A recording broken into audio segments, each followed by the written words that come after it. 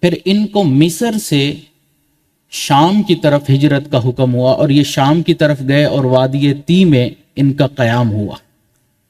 وہاں پر انہوں نے کھانے کو مانگا کہ ہمیں کچھ کھانے کو چاہیے، تو اللہ رب العزت نے اس قوم کو من و سلوہ عطا فرمایا۔ من و سلوہ آسمانی کھانا تھا، اس کی دو خصوصیات تھیں۔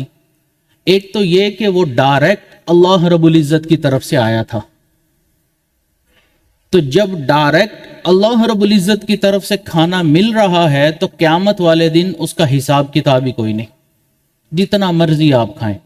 جیسے ہم دنیا میں کھانا کھاتے ہیں یا جو بھی چیز استعمال کرتے ہیں وہ ہمیں حساب دینا ہوگا کہ ہم نے وہ چیز حاصل کیسے کی، ہم نے کہاں سے لی، کیا جائز طریقے سے لی یا ناجائز طریقے سے لی۔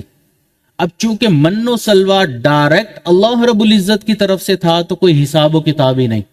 کتنی مزے کی چیز ہے، انسان کھائے پیے حساب ہی نہیں۔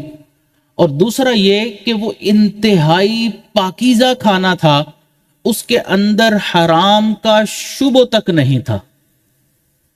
تو یہ دو خصوصیات والا من و سلوہ ان کو ملا، لیکن یہ قوم چونکہ بدبختی کا شکار ہو گئی تھی تو کہنے لگی یا موسیٰ، اے موسیٰ، لن نصبر علی طعام واحد، کہ ہم ایک ایک کھانے کے اوپر صبر نہیں کر سکتے، فادع لنا، آپ دعا کیجئے ربک، اپنے رب سے۔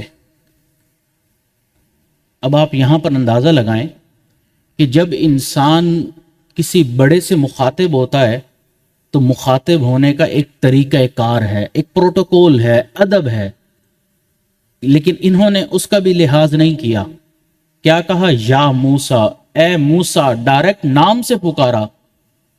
یا رسول اللہ بھی کہہ سکتے تھے، یا کلیم اللہ بھی کہہ سکتے تھے، یا نبی اللہ بھی کہہ سکتے تھے، لیکن نہیں، ادب بھی ختم ہو گیا۔ یا موسیٰ، اے موسیٰ، فادع لنا ربک، اپنے رب سے دعا کیجئے، یعنی کہ اس انداز کا اظہار کیا کہ ہمارا تو کوئی تعلق ہی نہیں ہے، آپ کا رب ہے، آپ دعا کر لیجئے کہ ہمیں ایک طرح کا کھانا نہیں چاہیے، ہمارے لیے زمین سے مختلف کھانے نکال دیجئے۔ اب وہ کھانے کون سے؟